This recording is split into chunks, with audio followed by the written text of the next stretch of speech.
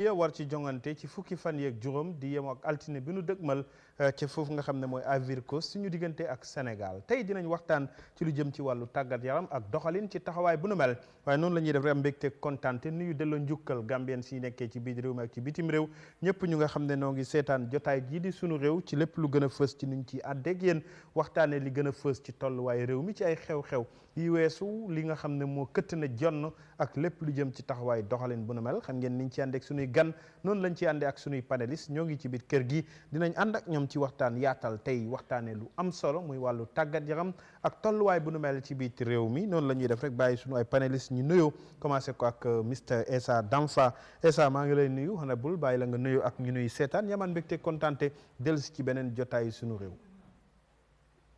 alhamdulilah rahmaan rahim alhamdulillahi rabbil alamin mam jimi ke konton ke tentu ke jayi ina Eyeafrica mumebe kana giber lal ni la lamer lal konton ke tentu banko kan ani banko e bantala kana badingol konton milialon ko ni wala be studio to jang matar sen and debul bojang debul matar kana dalin scorpion fanan ke wis dorom e fele urta jang kata Africa alasa silo nyim dia silo nyim mawul ta kayrala asafuta kayrala e kam mingi ni fanan alasa hargiala wolon kopoti na Gambia jang. Thank you very much. Thank you jërëjëf Mr Essa Damfa dégg ngeen ko moom dañuy ànd ak moom ci jotaay ji saa su nekk Mr Abdoulaye Bojang honorable maa ngi lay nuyu bàyyi la nga nuyoo ak ñu nuy seetaan amaat mbégte ngir dellusiwaat ci beneen jotaay sunu réew. jërëjëf maa ngi nuyu ñëpp maa ngi nuyu suma boole si ñu fi nekk yow sa boppa Eyeafrica sama yaay and everybody di ñaanal dëkk bi ñaanal suñu jiit président Adama Barrow ak of course our scorpions si lu ñu nekk di yëngu pour dëkk bi. Thank you Mr Bojang honorable Matar Sen maa ngi lay nuyu noo def naka yitte. alhamdulilah asalaamaaleykum wa rahmatullah Gambia ñu ngi leen di nuyu di leen gërëm sant leen di wax ne fekkee waat nañ beneen Wednesday pour jàkkaarloo ak yéen waxtaan ak yéen si réew mi di am mbégte kontaante rek si bés bi tey di nuyu panélistes yi di nuyu Eyeafrica management ak staff bi yëpp di wax ne alhamdulilah once again maam ñu fekkee nañ beneen bés. jërëjëf Matar suñ koy doole rek mooy delloo njukkal congratulate njiitu réew mi His Excellency président Adama Barrow ku ne xam na tabal nañu ko li nga xam ne moom moo nekk njiitu réew mi gën a am jàmm ci li nga xam ne mooy Africa ci atum 2024 lu nu mel xew na foofu ca Mauritanie mu ngi noonu gis ngeen raaya yi nga xam ne moom la ñu ko tabbal ci lépp lu jëm ci taxawaay bu nu mel ngir jàmm ji nu jàpp ne moom mu ngi koy fësal ci lépp lu jëm ci doxalinam ak taxawaayam loolu tax na ñi nga xam ne ñoom ñoo nekk National People's Party under the li nga xam ne moom moo nekk deputy spokesperson of the party honorable Sidi Ndiaye fësal na kaddu ngir National People's Party delloo njukkal ki nga xam ne mooy njiitu réew mi His Excellency président Adama Barrow ci turu National People's Party di NPP ak taxawaayam ci jàmm ji nga xam ne saxal na ko ci biir réew mi ba Africa njiit yi réew mi wala ñi nga xam ne ñoom ñoo yore lépp lu jëm ci wàllu saytu doxalinu lépp lu jëm ci li nga xam ne moom moo nekk ak yelleefu doomu aadama ci taxawaayam ci li nga xam ne moom moo nekk jàmmam ak li nga xam ne mooy ormam lu jëm ci doomu aadama yi tax nañu fësal ko moom His Excellency président Adama Barrow mu jël li nga xam ne moom moo nekk raaya bu nu mel ñu tabb ko njiitu réew mi nga xam ne moom moo gën a ëpp jàmm ci Africa ci atum 2023 biñ génn ni ñu jox ko raaya bi ci atum 2024 loolu fës na ci réewum Mauritanie taxawaay bu nu mel Essa yow laay commencé sa président His Excellency président Adama Barrow is awarded as the Peace African President of the Year.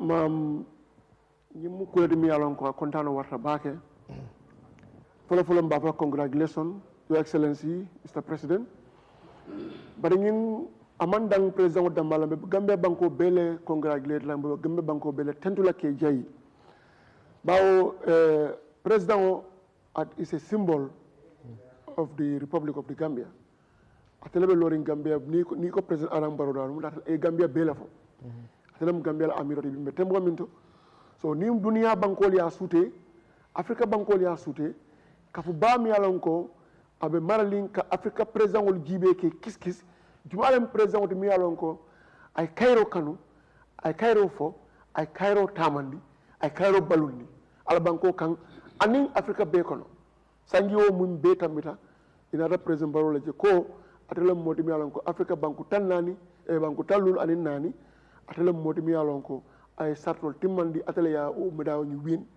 so ko ñimu kuladi mi yalon ko ku balem kula mi yalon ko mba tentula jemba jeyla baw ala fango mi mu masatalati ako ada tolum salam to walam kayroti sa loolu mu uute ak taxawaayu ñu bëri ci biir réew mi surtout ma laa ko jóge jàpp ne tabal nañ ko raaya bi waaye réew mi bu dee jàmm ji ñuy wax ci ban anam la réew mu nga xam ne ndaw yaa ngi xiif ndaw yaa ngi dem baakwee di dee ndaw yaa ngi ñàkk xëy réew moomu bu mbootaay Afrique di fësal jàmm ci jox raaya bu nu mal président Adama Barrow mu wuute ak doxalin bi nga xam ne moom la réew mi di dundee yàlla maam ji mi ku fulale kafu jom min man kiliñ mbe tembo min do Gambia mbe tembo min do Gambia banko kan hani finginde min nyaaba sitiring ayalan ko kayro la bi jang tenko la bi jang anu yiri wala bi jang fana duniya la bo nyama har ma do la han ko man kiliñ hani alam yalan ko ay mbede da hani annabi mol mi yalan ko ay kinan mi yalan ko wala suriyata ta la ala fawla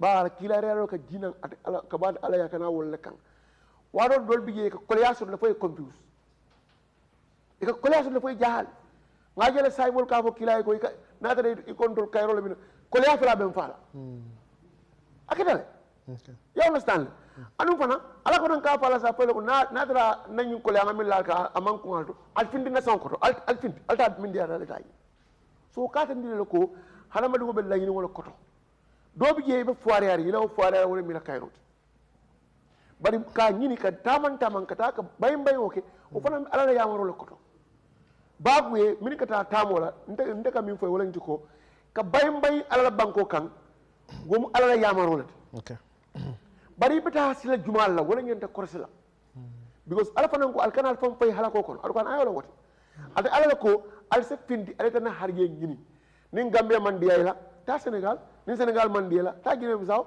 nin Africa man diyala ta Europe ni Europe man diyal ta Asia ñim bemu ala yamarolde mi yalon ko ako alsa bay na banko kan pour que Allah har ye ñini bar ni ba bay na fa be sila jumala taala alma ñinal fam fay la halako kono so wodo say ka fa ko mol bita kam bagwe mol fa kam bagwe wala whatever woni banko kayro mol be konko la esa banko la kayro jumala konko jumala faja domoro ko be serri ide jumala ke la lo plan de ko konko la faja afani docteur Jumala bi jang Gambia ya diagnose ko ñing konko la courant be la reña Gambia bi bari mol be bata you have seen it nga mol jele ye diagnose HIV and AIDS la nga mol jele diagnose COVID-19 wala yemuta nga mol jele diagnose malaria la nga do mol jele diagnose courant sifa bela bari nga Jumala ke mi yalon ko nga ya diagnose ko konko la apata konko la fa gaman soto hal di nol mi yalon ko malnourished kids dinno wol mi yalon koy ka foko malnutrition ko lon do morso do balia bi mette bomento masa kunda e sila jumalta ta karamol to jibi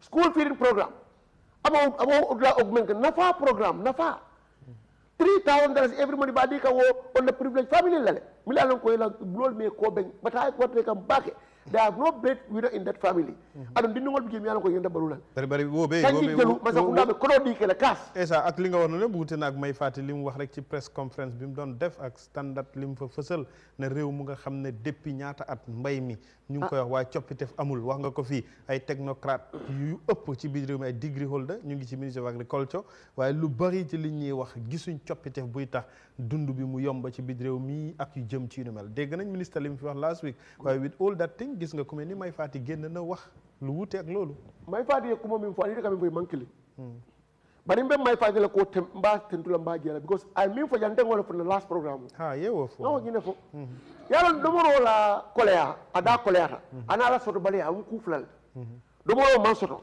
anin domoro soto tale bala dale koleata ni mu kuflal di min mankili hono mu may fati e min fo ama it's not peculiar to Barrow like administration ako sangi mo sangi tan sa command 20-30 years ago you understand Gambia banko ka man duraage dami yalon ko an nasahta mi agriculture si mina anum gere la lon nar seeda ni ko kayto damma lon dami yalon ko technocrats degree holders I meta ka wo ani na fo jang but ibuka theory you put into practice the theory that you learn that give you that degree you don't put it into practice comme ministre ya fo ñameng last week bari min bi je wolam amanke man karande ndanga min korsi wolam ma yem min fo wolam di yard stick min defana bulu kara nalle bi jede ye min be kara ya nole bari min bi je wala itel ka officer use ka baluje idol ma officer use ka gambe dingol balundi bari yela officer use le ka baluje minan nga je fo because project gele kana agriculture project ko nana gennal dafa ko la la ko do banda do aka do mo nyaadi ye fanjo je mo tol sang every project nana ye mo to bal sang every project nana da yalita trek la hani drive wala alawanso ni ya foye ise mo sama nani jo Eyeafrica jak ida til lul til woro loku fil almet trek la ko do genna ka fo sel another purpose min kan ko do banda so wala na maye mi fo la ko agriculture total overhaul abe janjang ayna lokuke abano kula nyadle wala ko target o laaje moy bije ila officer ye target assigned to you. You are a PhD wala yengi ne kala ite seed le karang. For example, you are a nari. Even do ko nari la you seed processing ite wala karang. You understand? Nyanda make sure getting 5 years tambe afal sindi turola. Tabaraka esa. Waxtaan nañ ci bari last year. Ni wo tagato ñu ko mit no. Auto ite la karang ni la place ngi maron na fati. Okay. Kon dal productivity. Yow japp nga président Barrow dafa yeyo award biñ ko jox ni. He deserved it. He deserved it 100%. Thank you. Because gis nañ ko ñu ñep xam nañ ko yep gis even gumbo sax xam na hani thinking te yalla nako Gambia bu kay dina ci ñew ak Matar xam na ne yeen ñaar yu benn position monsieur Bojang président jox nañ ko li nga xam ne mom mo nek Peace Award of the Year 2023 fale ci Mauritanie mu dem taxaw fa muy sagu réew mi sa jangat ci li nga xam ne mom mo nek award bu président Barrow win waaw jërëjëf maam waxtaan bi neex na xam nga gis-gis bi du nekk du musa nekk benn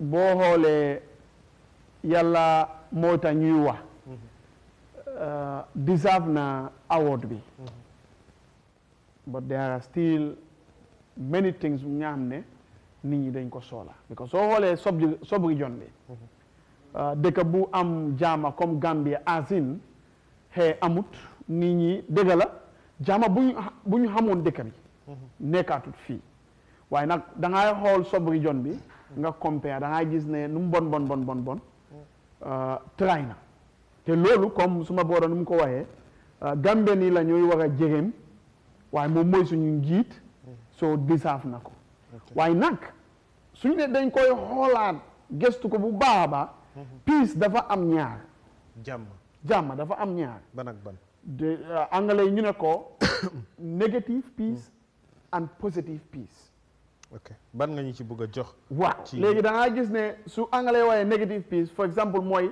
hey am na already xam nga loolu peace amut waaye nag ngeen decide ngeen am ceasefire ngeen bëgg a toog waxtaan that is negative peace positive peace mooy nga nekk si dëkka wala society bu nga xam ne there is no structural violence there is social justice there is equality suma booda wax na ko fii soo xoolee si side boobu as a Gambian ku xamoon some form of peace in the Gambia ak peace today da ngay wax ne Barrow deserve ko ci yan anam ci yooyu parce que positive peace lu mu wax mooy there are supposed not to be anything like structural violence mooy nga am comme institutions systems yu nga xam ne ñu mu feeboo mooy ñu nga xam ne ñoo am doole ñu amul doole feeboowu leen loolu du jaama because bakken bu ne si dëkka war na am jaama mun a dunda comme ku nde what do it justify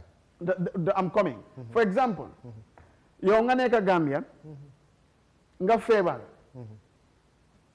mun loo am li nga bëgg a am si lopitaan dëkk boobu noonu waaye ministre bi nga xam ne moom moo responsible loolu noonu doomam yi sax dañoo dem holiday ne ko faju de holiday sax dañ koy dem te nguur moo koy dépense moom su feebaree du faju fii fële la mooy dem président bu nga xam ne ñun suñ naama bi moo koy faj moomu amul standard living sax bu nga xam ne moom ak famille ak foofu la ñoo faju si beneen bitim réew la mooy dem te loolu lu ees la ci nguuru président Barrow déedéet nekkul lu ees ma ngee wax rek comme général société bi nu mu mel soo ñëwee si positive peace positive peace lu mu advocate mooy esa man ak keneen foo bokka opposition yaa ngi nekk farmer yaa ngi nekk teacher yaa ngi nekk soldat yaa ngi nekk ministre ñëppay am basic health care wax yéen yëpp war ngeen ko am equality boo ñëwee si access si nguur bi si liggéey si everything yéen yëpp a ko war a lifin te soo xoolee loolu amul ci dëkk bi waa ba léegi comme niñ dee waaye peace is not necessary tamit léegi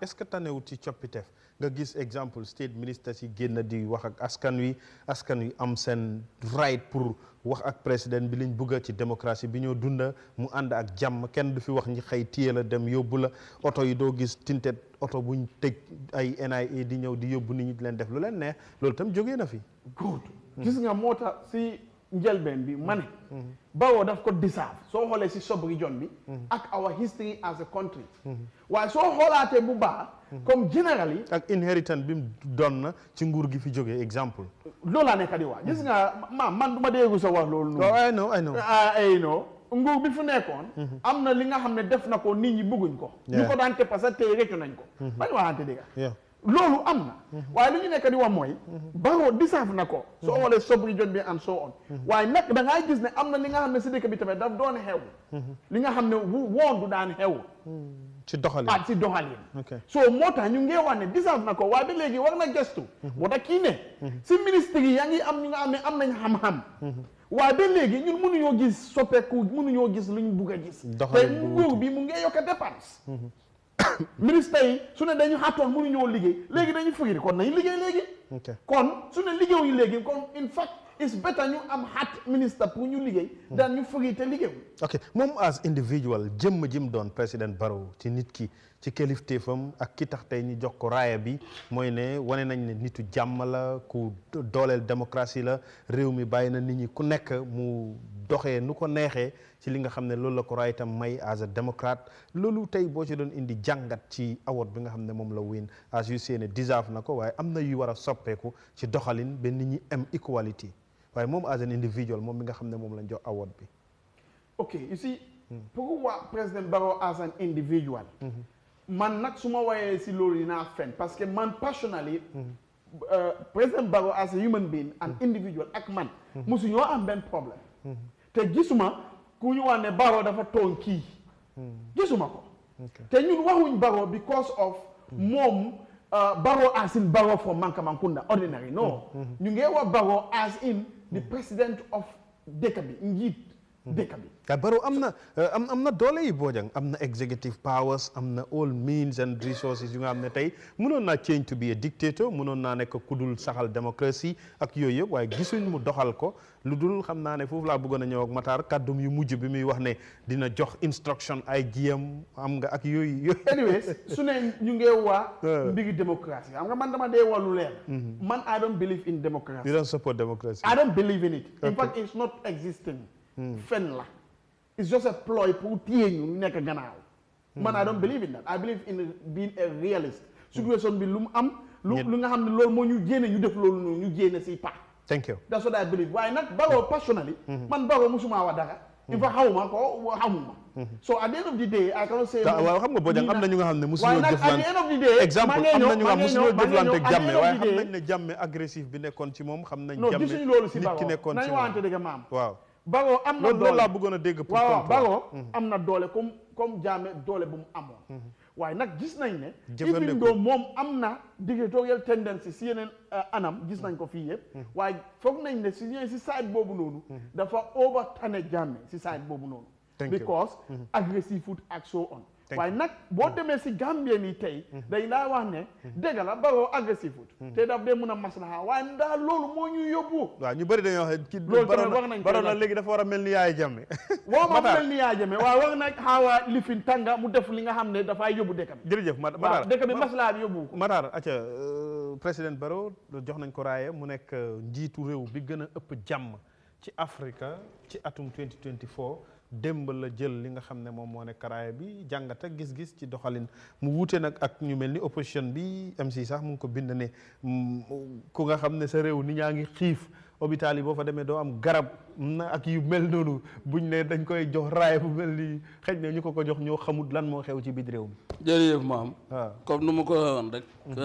ñu ngi santaat yàlla bu baax di congratulate His Excellency the President of the Republic President Adama Barrow ak nguuram di congratulate Gambie yëpp kaatong be koy na parce que nag record bi li tax mu am ko lim jiite réew mi moo tax te réew mi mooy Gambia red white blue white green képp kuy doomi Gambia si nga bokk irrespective of your political affiliation bu sa xol bi tàngee it bu sa xol bi neexee it bu sa xol bi naqaree yëpp ak nu mun a demee rek bokk nga si award bi Gambia lañ ko jox comme nu Bojang wax ne nekkul ne Barrow mu juddoo Mankamakunda toog fa Hassan individual moom la ñoo waxtaanee ñu ngi waxtaanee position bu mu amee handul ko te nga xam ne all the necessary machineries mu ngi ko amee ba tey dal na tey na jox na nit ñi seen ak seen yelleef looloo tax ñu jox ko liñ ko jox ma wax ne démocratie bi mu saxal lan mooy démocratie the government of the people for the people and by the people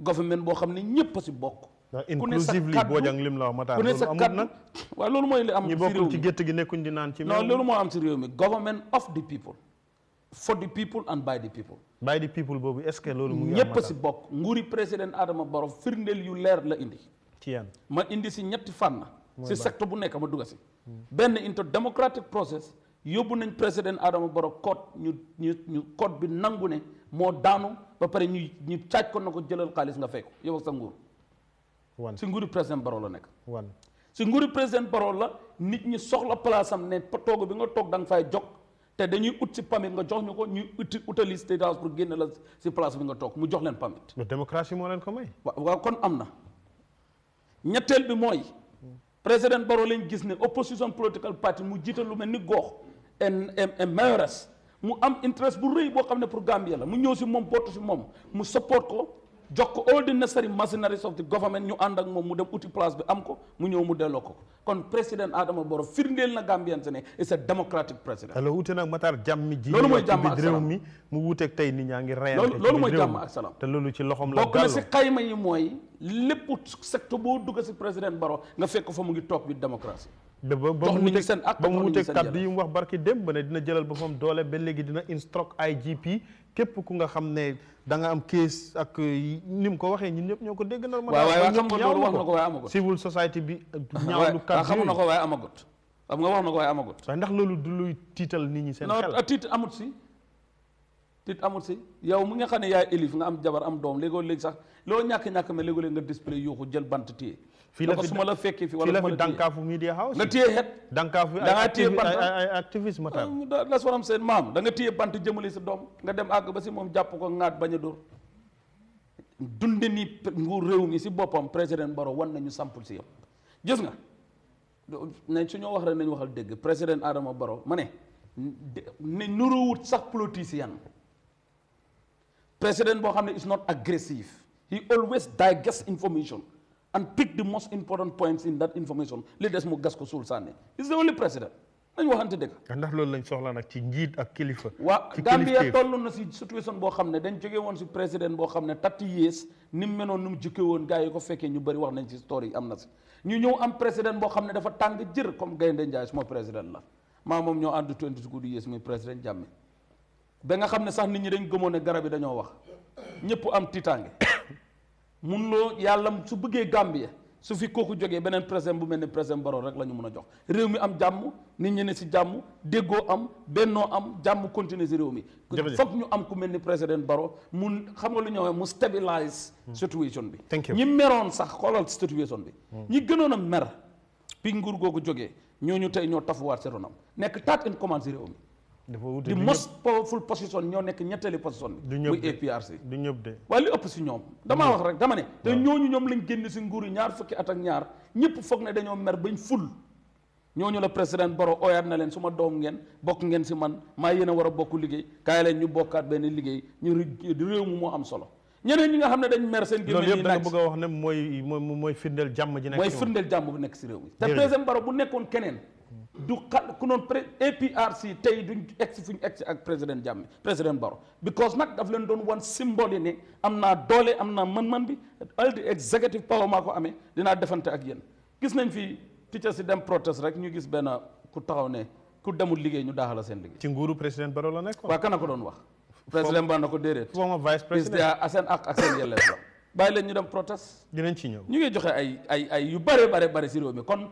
dama ne Gambia fii lañ fi dina itam ay permit Matar ay nit waaw permit dafa am yoon dafa am yoon dafa am terms and conditions ci loi bi li mu wax mooy permit ku ko bëgg a jox waruñ loo teg benn condition dañ la war a jox security ñu guide la loolu amul non ak permitam gars yi dañoo misinterpret loolu ak permitam ak démonstrer tam police yi bokkuñ fenn they are just there to protect law and order ñoom they are doing law and naka life and property la ñoo protect suñ gisee ne ku àndut ak nguur gi dañ lay bunda xatal gis nañ Ramu Sabali barki démb mu ngi sant ay ji loolu amul ba ñëpp di ko ñaawlu waaw mën na ko sant tey ngir ànd na ak NPP bu àndutoon moom sax bu ko neexee sant waaye mu ne ñaata nit ay ji moo ne ko ne léegi ñaata nit maam yàgg nañoo dégg ñoom seen bopp seen parti leader sa taxaw ñu sant gërëm judiciaire yi sant gërëm inspecteur général sant gërëm ñeneen tey ñu ngi leen di xalab système yi Gambie politique boobu moo fi nekk su la féeboo tey baax na su la féeboo suba bon na système boobu moo fi ne waaye président Barrow lépp lu ko nit mun a wax waxal nga ko ne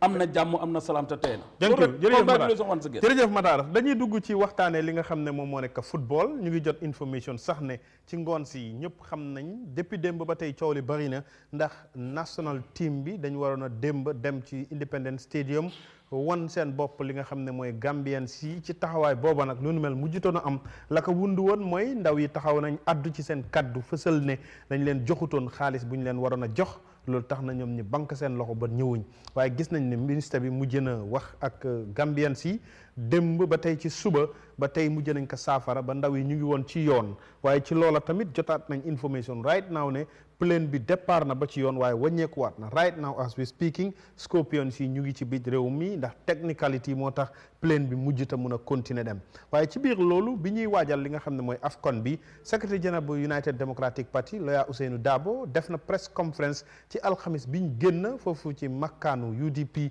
ca Manjai mu addu ci li nga xam ne moom moo nekk waajtaayu national team bi ak lépp lu jëm ci doxalinu li nga xam ne moom moo nekk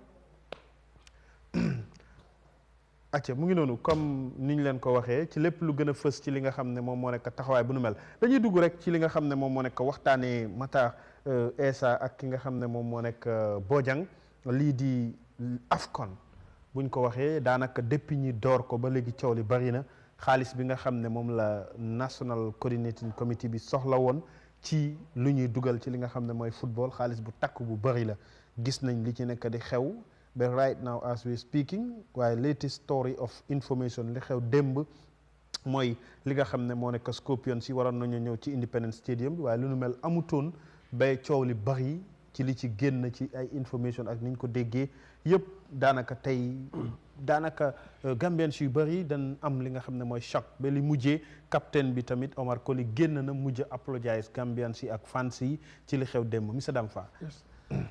abaraka baake maam ndela folo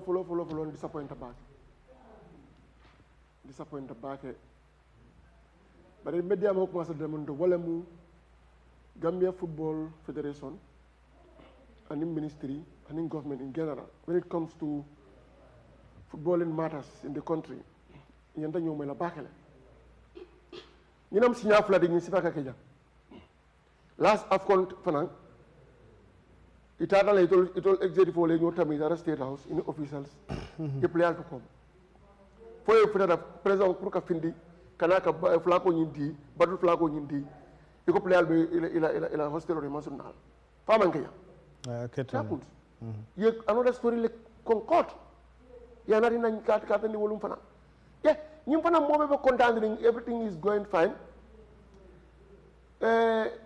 Lamin Kaba Bajo 380 million I want to hammer ko ibesula la minna pour que timo prepare kata training camp la anin ke samba africos ka bungol ni fengol jo fo la match bonus fo janni ba fa la ko be futala ko la ba wala be futala tema masa kunda je ko okay alla training camp they contacted Saudi authorities wala training camp o di la free yalla boda fanko ñu ko non pra bo jiro ñu ko e alif faji ke blani pleno faji ke la hotelo jo ko wala boda gele sai ma sa kunana da ko sai mbe 1 million 171 million dundila o kono 150 million yo dundile fo el account ya se dal minister of youth and sport account through minister of finance 21 million to je woyta na je fu janni be sulala yo fanan dila o kola ila partners ye gelle dundi ani mo kun kilol mi yalon kan company mi yalon ko kanana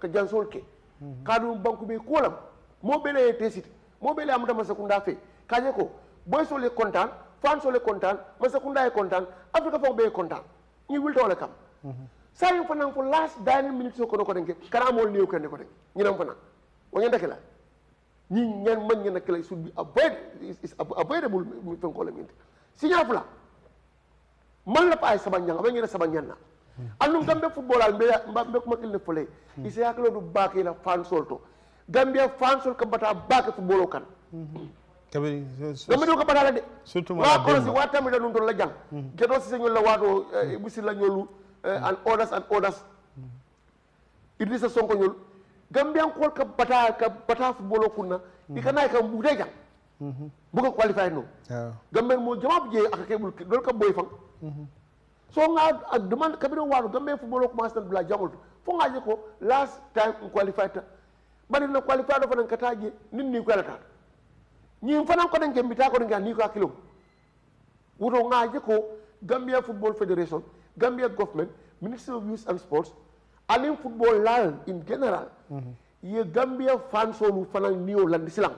Okay, waaye esa ci case bi footballer yi liñ wax demb as coach bi nim ko waxee moom joxante na ñoom appointment mu jiitu leen doon expect ne gars yi dinañ agsi around some minutes to 7 waaye unfortunately bi mu communiqué ak ñoom ñu ne dañ soxla seen match bonus yi nga xam ne promise la woon by the president after biñ qualifié te pour dem at AFCON.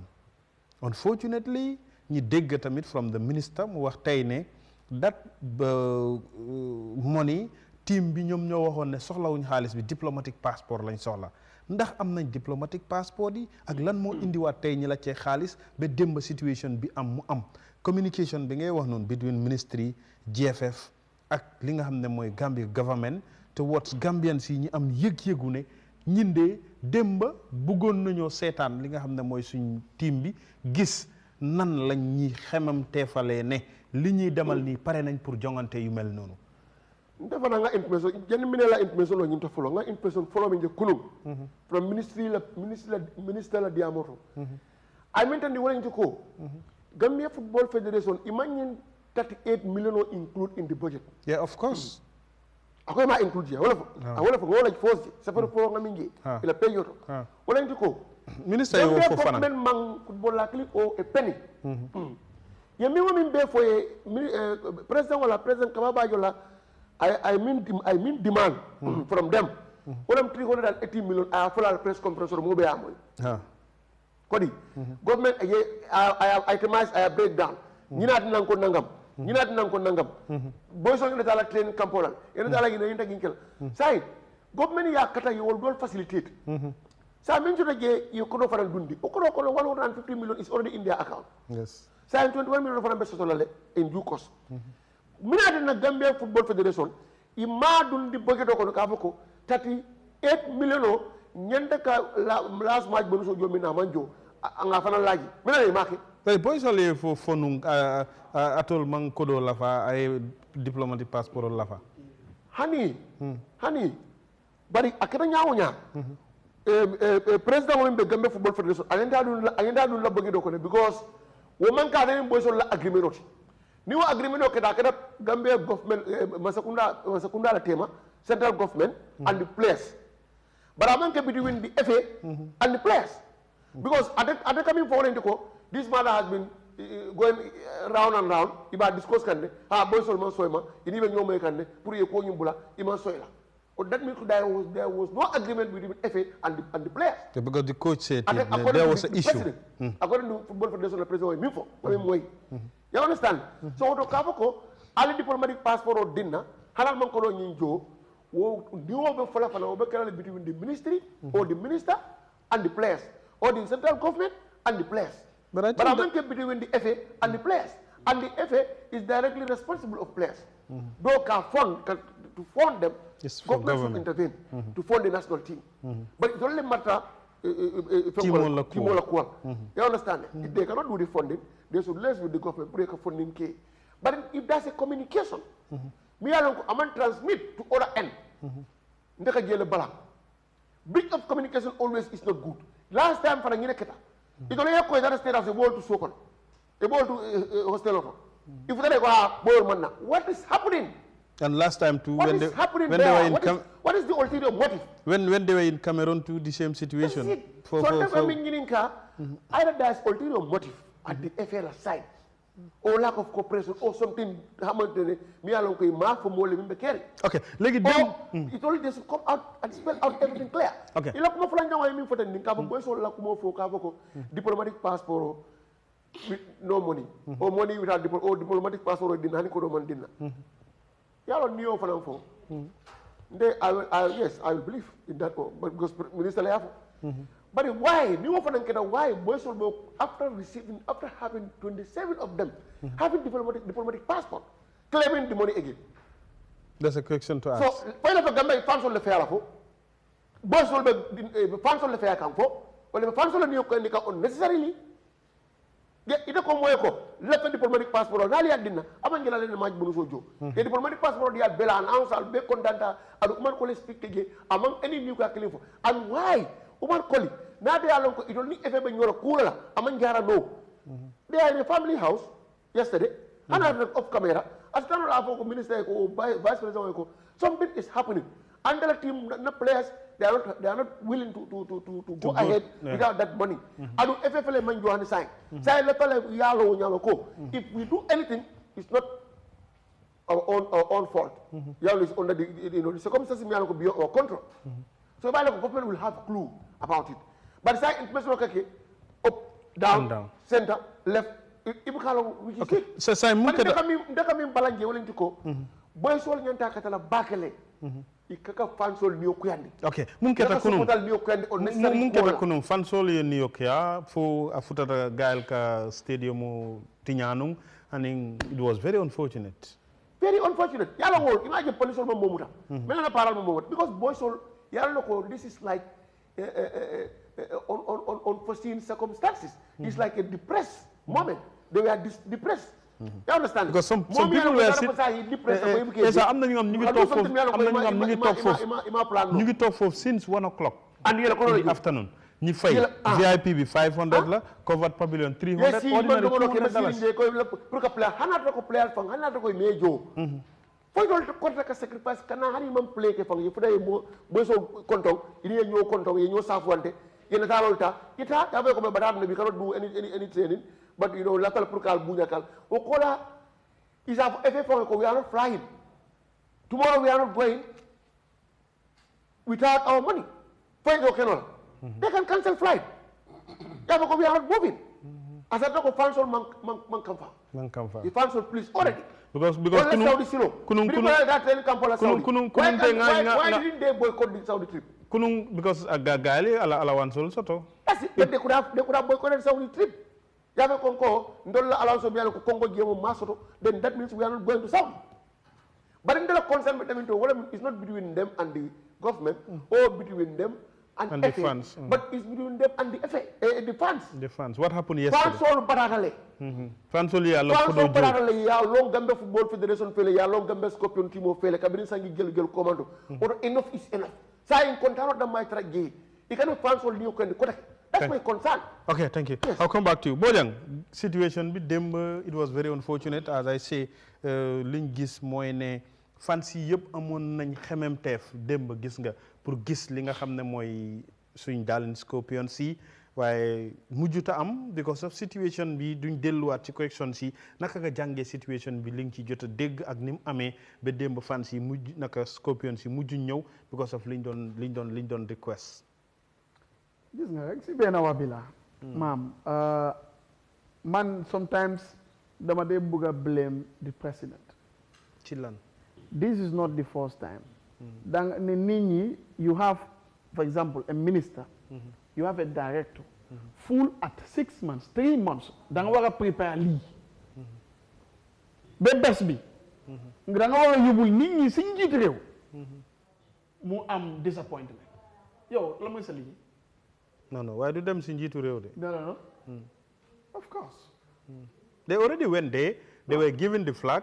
It's for them to come to the stadium to do their final. They only lutam ñu jolen lolu nonu pour it's all part of the preparations pour ñu mëna dem tédu waaw still dem ci ngité réew la but that all that thing had happened that's what I'm telling you that you see it's like they respect the presidency of the country but they don't respect the fans and then they said okay let's go and listen ñu dégga xégna mom suñu afa agon di la né wa sen allowance bi ak everything paga but xam nga lolu du waré fu government du waré fu ministry understand now I understand that I'm just giving you a context okay what is wrong with also farmers for example why we are linking pour president bi mu xam whether mom ñu mu def ci place yi buñ ko liggéew ndal because pharmacy also you have a whole season to prepare pour guys and fail sen lifin jot rek nga dem fale ñu ne nii fale ñu ne naa te you have a minister wala a director wala kenn ku nga xam ne moom full liggéeyam yëpp loolu la su jotee rek disappointment mi am te di it's not only in the sporting fraternity lii is in the agricultural fraternity lii is in the education sector because da ngaa gis results yi sax dañoo late because of ñu ne nguur bi moo amel waaye wala nii ak nii ak nii that is something that the presidency and the government should avoid because yow laa min su la jëlee mu ne la yow yaa nekk journalist time suñu yow jot programme lu dara man who to blame it's you but then if it's repeated it means the kula employee mu ngi lay bàyyi because moom war na at least mu caution la ne bugguma façon yii di am bu ko bi loolu la nekk di wax loolu saaga la si njiiti réew waaw in sports xam nga ne tey am na yu bari ci wàllu national team nguur amul si interference ndax xam nga loolu I understand that waaw waaye li ma nekk di explain déggul loo ma de there are responsibility for GFF there are responsibility for government there is responsibility for ministry waaw interference am na consultations am na ñii waroon nañ mun a xam ndaa is there any issue between boys yi ak FA ak lifin not pour saak wala def na waaye pour ñoo ñu mun a xam what is going on ñu mun a intermediate ñu mun a consult at the right time xam nga façon yi nga façon yi daf ngay spirit yi suñu xale yi ñu war a dem play fans yi daf leen déggee seen waaw boo jàng in this context yow booy blame tamit ndax football yi tamit war la leen a blame maa ngi ñëw di waaw of course you can blame them because they request for something and it is not something lu nga xam ne dañ leen ne dinañ leen jox bonus of qualified ngeen understand léegi kan moo leen promise président Barrow su ne président Barrow moo leen promise président Barrow di FA waaw président ji mooy Mr Kababani moo leen promise ne lii ak lii ngeen ay am su ne ok dañ leen promise dañ leen promise boy si li ñu wax we have to say what is clear to us is what I'm saying léegi listen this is something lu nga xam ne it is a promise for the boys qualified nañ dañ war a am bonus by who by GFF bi ñu leen ko promisé boys yi wax ak président Barrow mu wan leen ne kontaan na ci ñoom seen qualification ñoom ñi ne léegi comme président bi wax na ak ñoom ne dinañ leen jox diplomatic passport ñoom bàyyi nañ yëfi xaalis bi léegi ñoom liñ soxla mooy diplomatic passport yi et ça leeral na ko léegi ministre wax na ko tey 27 of them jot nañ seen diplomatic passport yi te loolu moo taxoon ñi bàyyi GFF président bi tamit li mu wax soo gisee ñoom alloqué tuñ ko ci li nga xam ne moom moo nekk budget bi mooy boy si ñoo ne woon suñ jotee diplomatic passport yi soxlawuñ xaalis bi léegi ma ngi bëgg a ñëw boy si su ne loolu moo xewoon waaw ñoo def lu ñu def this is it waaye again GFF is a separate legal entity independent government of the Gambia is a separate legal entity te GFF do they issue diplomatic passport is the Gambia government ñoo su ko ne lu ñu leen dig jógewul si budget government boys can decide to still claim it because it's a separate legal entity they have the right because nguur bi joxul leen loolu nguur bi lu am doole loolu la ne wax su ne ñoo ñëwaa nguur bi waaw bojang leen nga understand tam national team bi GFF nekkul ñoo ko dee fond government moo ko dee fond government moo dee fond national team if there is that agreement no it's not that agreement that is the procedure no it's the government who fund you don't get me I'm not saying about the funds of government to GFF no the funds of the national team what I'm saying is if there were an agreement ne okay lii lañ leen bëgg a jox waaye yéen ngeen sooloo leen loolu diplomatic pass ngeen soola then it means that has forfeited your obligation to get the money. Because it's all coming from one source. If that is the case, what I mean is an agreement la. And that is the context. Wow, that is the context. La. If at all personally, it was the money, I think the boys made a mistake. But I will not only blame the boss, I will also blame the management because they could have made sure the boys stick to the agreement. Exactly. Because that's their job. GFF. Because GFF as a body. Because man ngay romba tay your president nga xamne da fay dig nit du ko jox.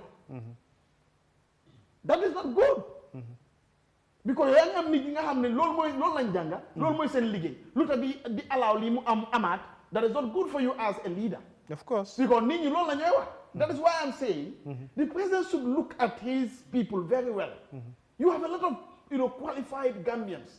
Holal ku nga xamne mom nek mu ngay def mistakes na pack nga uti kenen. No, GFF mun la leen pack. GFF stakeholders ñoo leen they elect into office. You see, I understand. Government is very powerful. Allow me, I understand. No, but government Yahya Jammeh defoon na ko fii gis na ne wookut. Laal na yeneen yi ñu gis ne du baan ay yoonu. FIFA dañ ko baanoon. Waaw, we see it. But ma'am, gis nga I'm speaking from a politician point of view.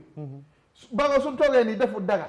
Di layman there comme man dina wax ne président nga xam ne amul contrôle si yéen da nga yëngatu. Bul worry sax. You are now giving a political context na yow da nga yëngu. You have the whatever. Waaye yëngatul si loo war a yëngatu nag. Bokk si lu mu war a yëngatu de. Non waaye tey bu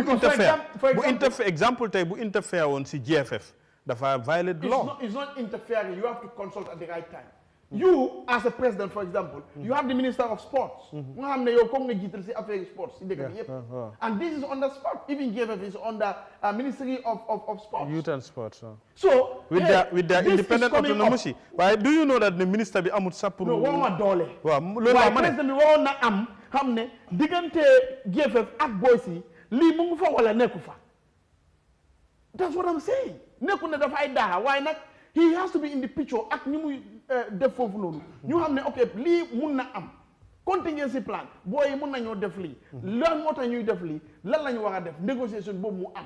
Ok léegi lan lañ mun a jàngee ci li démb gis nañ ne boys yi ñëwuñ supporters yi ak fans yi mujj a génn di yàq li nga xam ne mooy stadium bi te infrastructure la wax naa ko léegi tickets yi liñ leen ko jaayee seer na man bi ma ñëwee sax loolu laa njëkk a claim ay tot ne waruñu woon a charge sa ticket because dañ ne they were raising fund te Gambian si ñoo nekk di raise fund bi nga xam ne moom lañ nekk di jox team bi ticket yi was $500 $300 $200 yi eventually dagg nga sa ticket ba pare mujjuloo gis ndax li la fa indi woon ba boo yi def agressif bi ñu def démb. waaw gis nga ba léegi dëkk bi foog naa ne patriotisme daf dee gën a laak si dëkk bi métti na waaye maam li nga xam ne yow da nga juddoo fekk ko te yow da ngay dem bàyyi ko fii sa sët yi sa doom yi enjoy ko sa 300 sa 500 waaw te tànga yaa loolu tam ndax bu ko football ay gisoon ñoom tam duñ doon génn ñëw. Good, I agree. Waaye li ma nekk di wax mooy of the citizens. xam nga fu mu ne nii si loi football you cannot charge them because defuñ dara. waaye yow ku yaaxa yow mën na la charge because it's destruction to state property. moo tax ma ne patriotisme lu mu laajte mooy fu métti am nga dal nga xam ne dëkk bi ñoo ko moom te yow da nga fiy jógee ñu fi nekkoon suñ ko yaaxoon yow doo ko fi fekk. That is what my spirit. Why not? Boy, you cannot charge them. Ne wow yahana ni yahana na did it. So more than a phone ngu ak all the apparatus nga xamne ñoo nekk ci sporting fraternity. Ko gis lo li. Waaw, gis nga. Weex dafa seet. Dema ñoom ñawur ñoo nekkoon di joxe structure si xam naa bu nekkoon nag politique la moom gars yi dinañ tuumalaat gars yi esaay dem ba ñawur moo nekkoon si tiagas yi moo doon wax para yi so this is it so ma foogoon ne we should try as Gambians façon yi su amee ñu dal ñu xam ne suñu dëkk la te bii du benn yoon beneen yeneen yoon ñu ngeen waaw foofu laa waxee boo waaye nag di organisation bi dafa weak foofu dal boobu ndax du si team bi la waroon a jiitu tey Gambia millions of Gambians ñoo fi nekk ñi select 27 Gambians ne yéen a war a dem represent réew mi ñi jox leen lépp lu nga xam ne loolu lañ soxla ñii am nañ diplomatic passport dem nañ Saudi am nañ allowances of more around $300,000 yi jógee nañ fa tey allocatal nañ leen all their match bonuses for 3 matches yi nga xam ne yooyu lañ war a play seen group stages yi ñooñu tey ñi joxal leen loolu yëpp tey pour seen réew bu njëkk dañ doon gis footballeur yi daf leen doon jaral ñi paasal seen bopp ticket ñëw participer pour compétal seen dëkk tey mu wuteeg liñ gis ci boys yi liñ doon claim démba agree moo tax ma ne la soo xoolee ñeneen dañoo wax ne is greed because yow nu mu bon joon am na liñ la jox te war na nekk li nga xam ne da ngay tiitoo adduna bi yëpp dëkk bi yëpp ñu taanale yow ñu ne la yow demal def nii d'accord naa si maam waaye gis nga is présidence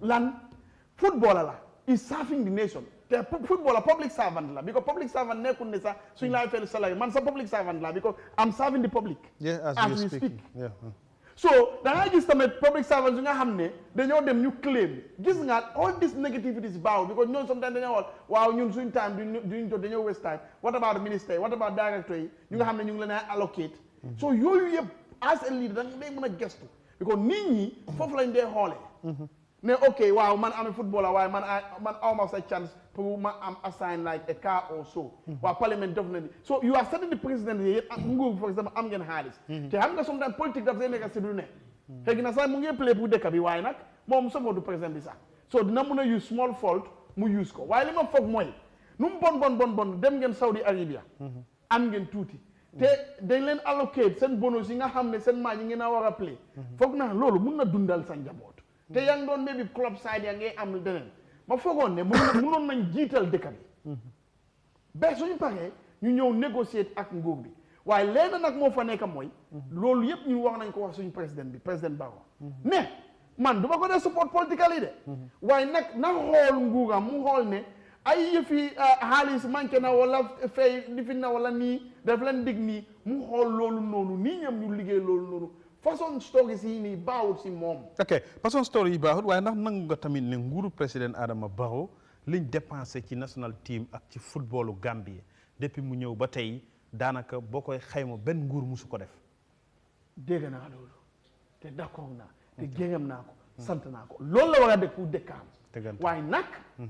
yii tamit foog ñu wax ko ne mu xool gestu pour façon yi bu mu am loolu rek lañ koy wax waaw waaye am na yoo wax nag dama xam ne yooyu bu ci demee bay dugg rek daanaka interférence boobu bu amee nit ñi ñooy toogaat fii joxañ waaw non foofu laa consultation waaye is what I'm saying mooy comme exemple yi nga wax naa la ne tey GFF dañ independent CAF FIFA du ñuy nangu benn nguur bu interfère ci li nga xam ne moom moo nekk football association si léegi nag bu nguur demee ba bëgg a see dugal loxom at the end of the day fii la ñuy toogaat exemple ñu ne baan nañ Gambie li fi daloon Jammeh mu dalaat ñi kan la ñoo blémaat président bi loolu laa nekk di wane pour mu leer waaw ma ne président Barrow war na interfere ma ne président Barrow has stakeholders the minister of youth and sports national sports and other directors and so on yéene yi this negotiation ak rapport relationship bu nekk si place yi ak diggante GFF ak ñooñu war nañ xam heads of intelligence la ñu waroon a am that sport intelligence and administrative intelligence waroon nañ ko am ne booy yi ak ñi am na lu nekk di dox si diggante so ñun let's see how we negotiate before time thank you loolu laa nekk di wax jërëjëf dinañ ñëwaat ci yow Matar xam naa ne yow démb ñoo nekkoon si stadium bi ni ñu ko dundee nga ko dundee te ku yàgg dund sport ci Gambia la lamba football ak yu bari bari gis nañ situation bi ni mu xewee daanaka démb tooguloo taxawuloo bi yëf yi amee bi nga nekkee ci stadium bi ñu bari am ci mbetteel am ci nakkar naka nga jàngate situation bi ba lañ mujj dégg fi ñuy mujjee mooy li xew right now mooy technically team bi ñu ngi ci biir réew mi mun gu ñoo dem sax. waaw very unfortunate incident. ñu ngi jéggalu Gambie yëpp si li xew. I was an eyewitness. démb maa ngi fa ba 12 o'clock 3 minutes past 12 lañ génn stadium because I was with the minister te with that situation mënuma koo bàyyee foofu mu ngi woon foofu bi tear gas yeeg daaneel ba toj yeeg yëpp mu ngi fa oote emergency meeting immediately with the NCC and all stakeholders mu resolve problème bi immediately ñuy gërëmaat nag His Excellency the President bi mu steppé in gis réew mi xoolatul leneen all negativity mu gas ko suul joxe instruction to the Minister of Finance na ko link with the Minister of Youth and Sport and immediately ngeen release fund bi pour boy si mun a dem football. loolu nag wartoon na nekk démb Matar. danaa ñëw si story bi yëpp pour ma explain. Gambia is very sad, it's a sad country te na wax naa leen ko ne politique bi ñu dugal si àdduna bi Gambia ni moo demee mu ngi si diina ji mu ngi si kër yi mu ngi si aada bi mu ngi si sport bi gal rek ci li xew manipulation yàgg kese story bi yëpp dem na ñëw na as of now the government of the day $420 million lañ invest to the national team right now $420 million pour AFCON bi rek pour AFCON bi kese 380 million was budgeted sen remember nga ne paper si dañ budget on $400 million la GFF indi teg ko si table bi ne lii lañ soxla pour ñu dem match bonus yëpp everything all inclusive 400 million ñu dem ñu vet ko ba up to $380 million 380 million almost everything is in place government step in 2 or 3 times $171 million cast negotiate nañ esa wax na fo duma fa dugga story bi gudda ñu ñëwaat président Barrow joxe directive to the finance minister through the ministry of youth and sport ñu faya $38 million to boys démba muy démba bi gars yi defaree budget bi including qualification bonus big boy yi di laaj boy lu ko indi tam boy biñ jógee woon biñ qualifié te ñëw dañ demoon gis président bi story bi fi mu jógee nga président bi génne woon na xaalis lu ëpp $100 million ñu invest ko si boy ñu ñëw ñu mayaat leen bonus of $11 million nga dégg coow li boy ne duñ ko jël dañee dafa ndaw ñu play politics ñu ne duñ ko jël fekk am na ñu ne si suuf di ron ñu oote waat leen ñu war a dem si président bi they do it deliberately booy ne duñ dem ñu ne dañ leen bàyyi déedéet dañ ne duñ dem because liñ doon demand bi gars yi doon présent seen boppa mooy ne xeeb nañ 11 million xaalis bi ñu leen ko government war a jox waaw the ministry negotiate with all of them and still they refuse $38 million bi booy laajte nii we have 27 man squad that's $27 million the $11 million is going to who? The technicians. Game bu nekk ci biir mooy ñoom am na luñ bëgga te booy rek lañ mën a use pour am ko. ñan ñooñu GFF. those are the technicians dama laa ne la ne bi daa xaalis bi ñoo fay nii coach bi bokk na manager bi bokk na release bi dafay continuer ñoom ñëpp dañ leen di fay. and in the history of this country bi Gambia doon qualify $2,500 lañ leen doon fay per match. The president government through the Ministry of Youth and Sport and President Barrow dañ leen increase 100% $5,000 lañ leen di fay each in this competition $5,000 each of them. ndax jamono bi moo toll foofu moo tax. 100% increasement maam dama bëgg nga déglu ma bu baax li ma wax. da nga lay déglu. and si télé laa nekk. It's very sad in this country. ci naka ci ban anam. Right now as we can speak. 20,000 euros each of them ñoom la loolu lañu receive. 27 Sénégal ñu ngi receive $10,000 each. dama nga compare lan lañ jiitoo Sénégal with the economy of this country. $10,000 each lañ leen jox ñun right now as we speak situation bu nekk nii allowance yëpp everything all inclusive 20,000 euros each of them. $1.4 million each almost. ku nekk $1.4 million. Almost. Go and calculate it. What are we talking about? The government of the day is very much prioritizing football. Situation with ñëw nii it is very unfortunate. dañ ko togga and there are very bad elements in the system ñoo xam ne ñoo nekk di cause all this rubbish. Sabotage bi is too much danaa ñëw to point bi dama ne su fekkee ne da nga teg a budget of $400 million yi ne loolu nga soxla pour AFCON ñu dem ñu vet ko 20 million moo génna $380 million moom lañ teg and there is nowhere in that budget fu mu waree ne qualification bonus. Kabaalu wax mooy ne boys yi ñoo waxoon ñoom suñ jotee seen diplôme. ni wax bi ñëwee foofu laay ñëw. biñ demee stadium biñ demee si président Barrow. président waaw. ñoom ñoo kontaan ak mbégte biñ am ak président Barrow because daf leen recevoir. ñu ne ko président bi capitaine bi moo ekkati gémmiñam bi nekk. président Barrow ñun luñ soxla si yow mooy. diplomatic passeport bugguñ sa poste nga génne si jox ñu. and this is government. bëgguñu ngeen génne seen xaalis seen poche jox leen ñu diplomatic passeport tey li ñu wax ñoom ñu ne dañ ne government bu mu génne seen xaalis waaye GFF ñoom laaj nañ leen seen match qualification bonus bi. na leen GFF fay waaye bu leen nguur fay GFF kan moo koy jox xaalis bu muy jox waaw danaa ñëw si foofu ma ne pour ñu leeral loolu su fekkee ne GFF dañ dee inform ministry through a budget. ministry bi communicate with the government. pour ñu mun a ñoom dañoo contribute. bonus bi du forcé de. waaw xam naa. maye la. waaw bii ñoo laajte waaw mooy qualification bonus maye la. waaw. government ñooy seet ne kontaan nañ lool. ndampaay la last time bi ñëwee dañ ne kontaan nañ lool. yéen ñëpp ñu may leen kër. for exemple wala ñu may leen ay xaalis. ñu ne dawkat yi dem nañ ñëw ñoom jëna baas ñu may leen kër. ñii ñu may leen moto. government mooy seet li mu mun a lii laa leen di jox. ñoom bi ñëwee ba situation bi fii balaa nga xam ne foul play dafa am. dem nga si.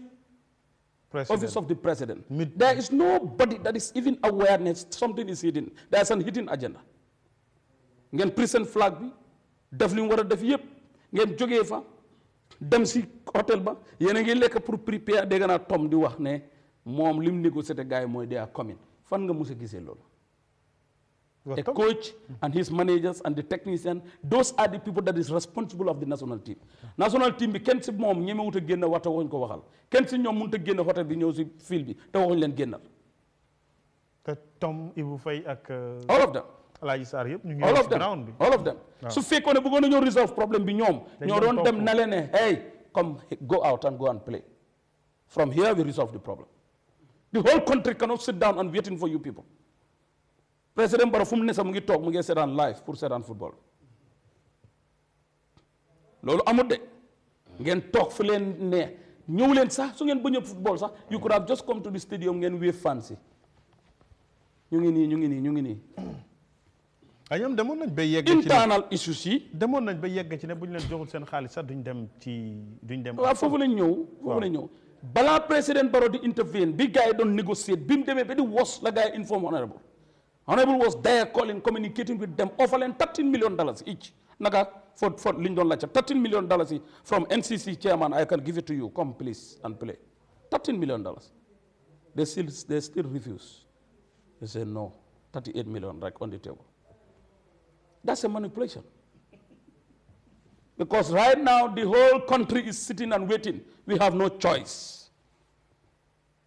léegi fan lañ jëm ci lu mel noonu. Président Barrow intervene. bu dee ñi yaakaar ne comme ni ko Bojang waxee ñoo war a saafara problème bi GFF as a independent body bu nga xam ne stakeholders yi ñoo leen elect into office ñi war a administer football Ministry of Youth and Sports as a government agency bu nga xam ne moom moo responsible lépp luy tàggat yaram ak ndaw ñi ci biir réew mi ndaw ñi ñoo nekk ci tàggat yaram démb gis nga ndaw ñi fa ñëwoon doon ñaxtu di jooy ngir naqar bi ñu am ci namoon a xaar gis Scorpions yi gëj nañoo play suñ home games yi gëj nañoo gis suñ footballers yi live loolu yëpp démb ñu xañ ko te mu am ñu responsible pour saytu loolu yëpp Matar. démb ku ma gën a yërëm mooy Mohamed Dia.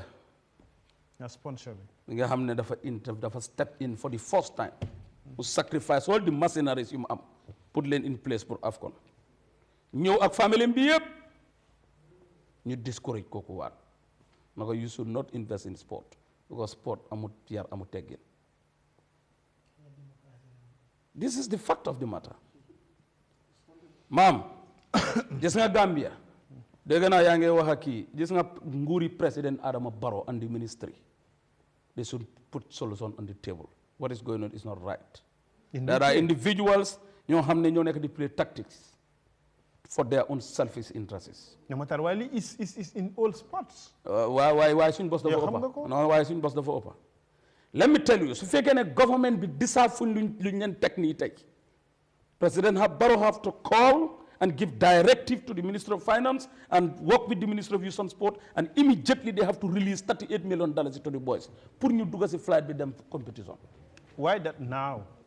Because li xew mooy seen négociation bi ñoom ñu ne since April May 2023 lañ inform GFF.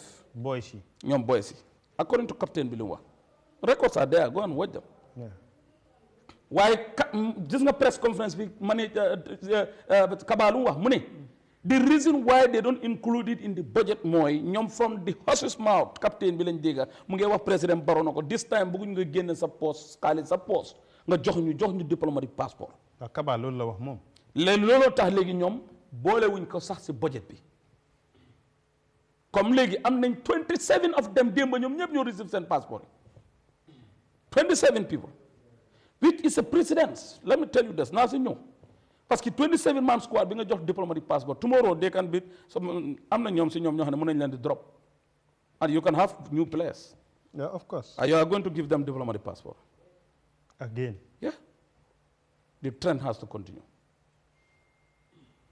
Why the effort of the government ak commitment bi mu am ak bëgg bu mu bëgg Gambians yëpp kontaan ndaw yi kontaan gis seen boppa looloo tax ñu invest that amount of money bi ñëwee si stadium issue bi government has to step in même CAF dañ disqualify stadium bi with no ground maam ji bi billahi wallahi talaay da waxtaanee nañ ko fii politique bu bon lañ ci dugal bañ disqualify Gambia again with no ground dem nañ ñoom ñi nga xam ne ñooy technicians yi ñi nga xam ne they have expert in stadium GFF visit nañ lu bari Ibu Foy is an expert in stadium management in this country and he's a staff of the Ministry of Youth and Sport because moom moo nekk di stadium manager ñoom bi ñu demee si yeneen stadium si vice président yi bi ñu demee si yeneen stadium yi nekk si aduna yi nga xam ne ñu ngi fa play qualification si billahi Gambia is far better than them. Why did they have to disqualify Gambia again? Why did they ñëw jëlu fi sa one day bu correct moom falas ñu rek sànni suñ kayit dem yoonam government bi planaat ne nañ dem Sénégal ñu jéem a sport ñëpp génne ñëpp fii ñu dem Sénégal ñu football GFF ne déedéet ñooma seen coach bi keneen indi condition yu leer nañ technically waaw technicien I understand ñu ne Morocco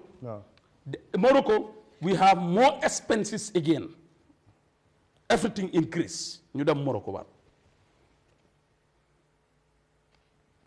so story bi nga xam ne moo lënt si biir football is too terrible but the government of the day and the Ministry of Youth and Sport the entire budget of the ministry dama ne 85% yëpp football la moo ko jël and we still don't have recommendation from them mënuñoo santa mënuñoo gërëm nguur gi mënuñoo wax ne jërigéen jëf si li nga xam ne mosuñ koo am mosuñ koo defal mosula ñu koo defal mosta am in si réew mi fii ñu defal ñu ko first time in the history ñu chartered a flight dem luwaas plane tegal leen ko time bu leen neex ngeen jóg dem time bu leen neex ngeen ñëpp si waaye boobu tamit la football ay nekk fële soxla woon seen ñib si yow wax nga fii ne football yi dañ daan fayal seen pass ñëw léegi government moo lay di dem jëli amee la sa everything amee ko ma ne allowance bi ñu doon fay daaw si qualification bi it was 2,500 ren $5,000 each lañ leen increasement of 100%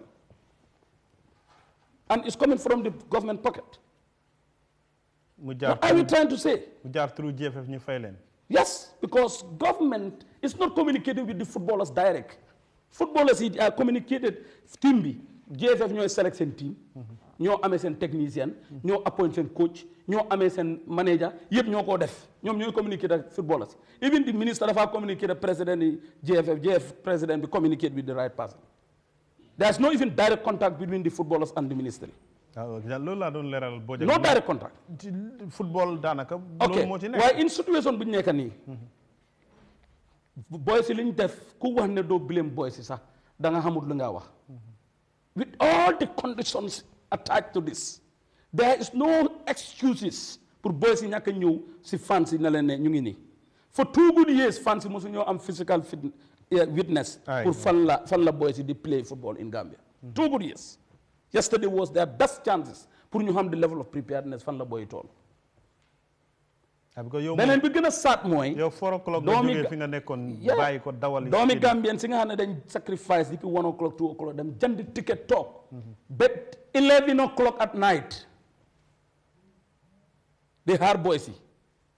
non man moom 7 bi ma xamee situation dama dem. maam ñun ñu ngi fa démb ba after 12. bi ñoo fa journaliste si presse bi yëpp a ngi toog di xaar presse honorable minister pour mu génn. bi moo génn rek ñu attaqué moom a jeefa. they have to boldly step in and resolve the problem. Mass special Demba.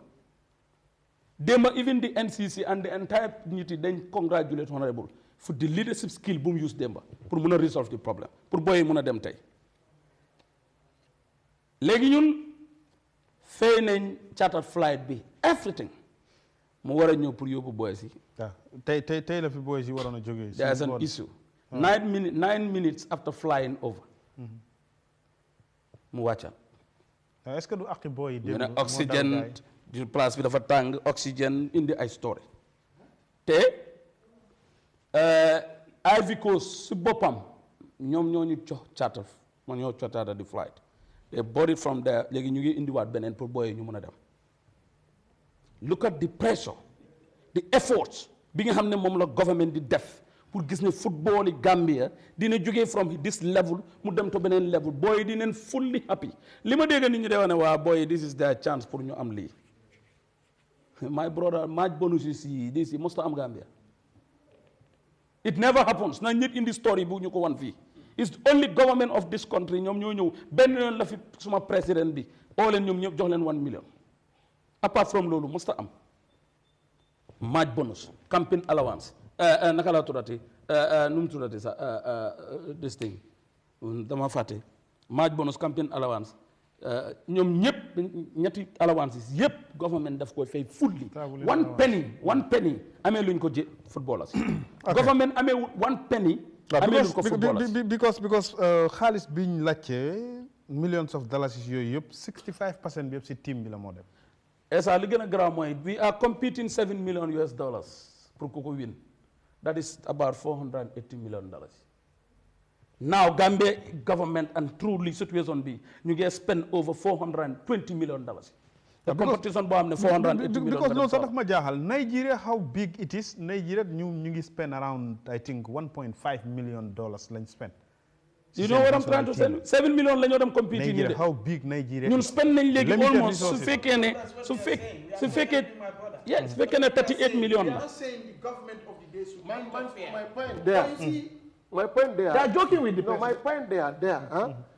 I said it. Man wana ko ndenga fole. Anu mbeloro wala nko kule be caring. Bari woku nyanta wo fola pour nga kol sel nga ko. Hanna ka jata ye bang ka be ban. O FIFA am ban. Take a step. Let's dissolve this FA. Let's dissolve it. That's the problem. But is this stakeholders who elected? You cannot hold the entire country to ransom. How many times? That will be banned. The competition is $7 million. $10 million. Right now, Linus spent with our budget and this $38 million. Why almost $418 million. It's going to be cannot make it's more than that. So what is the last time for the same thing like deaf. What the saddest thing of all, and they are the ones that have direct communication with the players. Even no other person different bypass them direct contact player they are interfering in our domain. Exactly. That's what people say. This is it. They give you that leverage to execute it into the best of your ability, and you cannot. You fail us twice. Like you need to be dissolved. Okay. For example, hadi mun nañu ubbi line 2323213 Gambian si nekk ci biti pour ñu waxtaanee gis nañ right now tam Bojang comme fiñ tollu nii team bi demaguñ because of technicality fly na 9 minutes ci kaw jaawo ji mu dellusiwaat ñu ngi xaar lan mooy nekk second step bi maa ngi ko léegi démb gis naa boo yu mer bene ñoom mondé sax la ñoo xaar pour support Sénégal léegi dañ am a very dying group la Gambia bokk Gambia Sénégal Cameroon and Guinée ñiy dem ak situation biñ toll nii tey lan la ñuy yaakaar ci jamono bi ñu waroon a toll fu nga xam ne ñun ñëpp ñu ngi wax aller scorpion si yokk cere dolli ñeex ñi toog di waxtaane problème yi xalaatuñ lan la ñu coach bi di indil ci naka la ñoo wiinee Sénégal naka la ñoo wiinee Cameroon naka la ñoo wiinaatoo Guinée waaye tey ñu ngi xalaat naka la suñ football ay di eggee naka la team bi di requester seen bonus yi ak yu mel noonu daanaka comme boo xoolee ba xoolaat tey rek am na ku koy wax ne dafa gëm ne li nga wax la political yi nguur gi ñoom ñoo nasax ndax last GFF election waroon nañoo intervene ba ñoom ñi am seen candidate boo xoolee tey Sénégal liñ achieve ni yëpp ñoom ñoo ko liggéey tey di president of Gambia Sénégal Football Federation is part of APR maire la he is a mayor understand nga ci government président Macky Sall waaye is very unfortunate ci li xew fii nag da nga koy wax daanaka football bi liñ lay wax mooy ne nit ñi ñoo koy doxalal seen bopp daanaka duñ jógee ci liñ nekk. gis nga maam moo tax ma ne la soo buggee te Jammeh yu mel ni moo taxoon moom moo indi kaba in football this is it. Yahya Jammeh moo indi kaba Yes. By force, pour mu mun a am control. monopolize everything. exactly But is that what I'm telling? waaw dañ la fa ak Kébé. and they leen téye woon. waaw Sidi Kinte yes. Gis nga maam. waxuñ ne. ñaari yoon mu ngi disol kii Jammeh di ko baanee sax moom. normalization team amoon na interim committee amoon na with all that thing waaw Yes, we are not for the record. Nekku ne ñu ngi wax président Barrow war na nekk dictator. waaye dama foog ne it doesn't really make sense su ne li ma jot a dégg nii loolu moo nekk di xew te dafa nugoo ne loolu moo nekk di xew. te si sport yëpp la nag Bojang let me tell you. foog naa ne the government should come in a way bu nga xam ne du nekk dictatorial waaye dañoo mun a am control bu nga xam ne façon yi dañ koy mun a avoid. It doesn't really make sense you denying our hospitals from medicine, you denying our hospitals, our farmers from buying their ground whatever, you denying our students from scholarship. You are giving it to a national team that is competing for only 7 million. You are giving more than that just for them to take the pride of the nation and so on. Why be legi ñu la take condition nga xamne it's not fair at all. So I think that is not patriotic and that's supposed not to be done to whoever is the president of the country, whether we support him or not. But still, I believe the almighty of this country is President Barrow. He has to use his people to see how he can get influence so that first yi mu ñaka am ci dekam. Because soon li ñoy wax loolu la ñoy dépenser sports rek, this was enough to get at least all the regions proper referral hospitals. But you are denying all that just for a few people. And we less than 50 Gambians, for example. And we so didn't I have think you are on content. You there pour yobu de kabi si and we didn't have always red. Mata is giving them nobody knows how they account. Yes, so that's what I'm saying. And tell our president to do something. I've seen in his comment how many millions that he's sponsoring is put in their administrative errors. And you are not even seeing Well, what is I'm not into sport, but I remember when Kamaso and then but are giving evidence. There were many revelations. GFF ñu ngi joxe reports to who? To FIFA. But they even deny what FIFA said about that development fund that they're saying. Jan Infantino gis na ci reportam. Waaw that report GFF def nañ ñoom ñu ne GFF def nañ press release pour ñu ne 14 mini stadiums ñu ne 14 stadiums lañ sampa in the Gambia. And mooy football federation naga Antonio xawma naga GFF naga CAF seen FIFA seen président report am bi loolu Infantino whatever they call bill non comme ñoom loolu lañ joxe fond suñ joxe fond yi ñu jox ma wala tuuti ma step in tuuti. No, but FIFA deny nañ GFF deny nañ loolu. Waaw deny nañ ko seen press release bi. GFF deny nañ what but that is the normal procedure. Deny, but the reality still remains. Because yow da ngay submit si kale. Su ne dara la moom moo am upper hand te moom mu ne la li ma la jox def loo lii yow nga ñëw di deny. For who to believe? Not me, because I will not believe. I rather believe the FIFA or the CAF than you, because they are supervising you. ñoo la jox xaalis tamit nga ne yow da nga dépense ñu ne la ñun gisuñ ko nga ne gis def nañ ma ngi laa wax leena even just to come in rek li ñoo wax ni is just for preparation yi AFCON la balaa this preparation AFCON government last year alone they almost spent $200 million in football. $200 million. Where would that take our agriculture? You know, before that year, DPP honorable stepping in. The government of the day must ignore football and sport in general. But the problem that we have, then to political neka. Imagine guy being on last year after in Morocco, Cameroon. A single delay of 1 hour, boys again and your podcast. It was nonsense. Oh, that video. 1 hour. Time of election is coming. Before the election, we know how many people know frame that video, the political. 1 hour delay, come tell you happen. Failing chartered flight, be fail everything.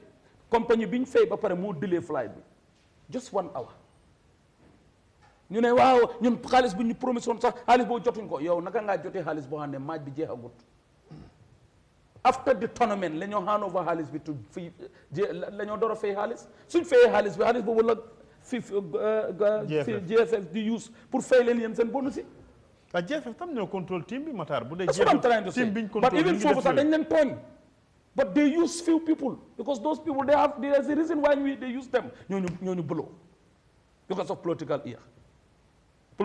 ñu ngi ñëw si politique 2021 these are the tactics that is happening te li xew mooy government have been trying a lot te ba léegi boo nogee président Barrow ak nguuram ñu ne déedéet nañ dem gis nga right now ñu ngi disburse fund pour stadium bi beneen criteria bu CAF teg recommendation bi the government of the day step in nañ authorize the finance minister mu invest funds yi pour ñu jekkale stadium bi the target is before our next match dañ Gambia dañoo football fi and président Barrow moo ko announce na his priority mooy stadium bi dina pare ñu door fi di fi football gis nga weer yi ñu maa dégg ne dañ ko toj yooyu yëpp recommendation yi CAF la all of those weer yëpp ay génn li ñu recommend si bunta bi mooy di nga am nga da nga dee dem yenn airport yoo xam ne da nga dee am bunta bi wëreelu nii wala boo xam ne dafa am network da ngaa taxaw mu ibbeeku loolu mooy am foofu CAF ñu ne loolu yëpp na fa génn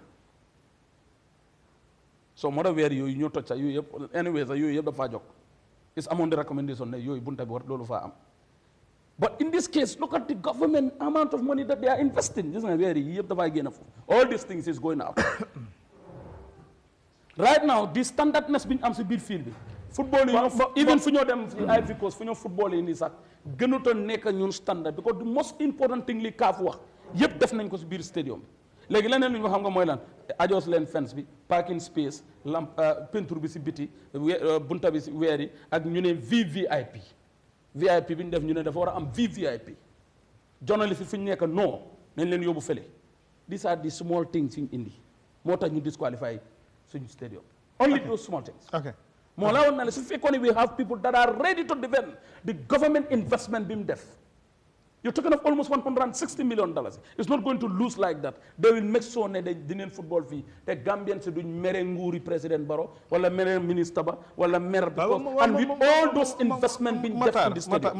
But some other people are just playing their tactics. Esa ak Bojang yëpp ñu ngi koy wax nga nekk ci football nekkuloo ci sports in this country ku ne gis na sport yi Gambia ni mu nekk di demee sports lu mun a yokk turu réew la ba mu egg fu ne sports lu mun a indi rapid development la lu ñëpp nangu la boo gisee investment yëpp nguur di ko ci def mooy ne am na youths yu nga xam ne duñ mus a am xay ci nguur waaye mun nañ ko am ci sports loolu mooy expectation bi pour develop sports waaye indi different context of li nekk di xew nguur gi xaalis bi muy dugal ci sports fan lay njeextal bi di amee moom lañ la ma ne soo gisee ma am disappointment ma ne dama dem Sénégal ma find out $10,000 lañ leen jox players ñun Gambia fii we are giving 20,000 euros to every footballer now with all these things that is going on almost triple and we are still making noise but that's why I'm saying look at Senegal nu ñu ëppee economically they are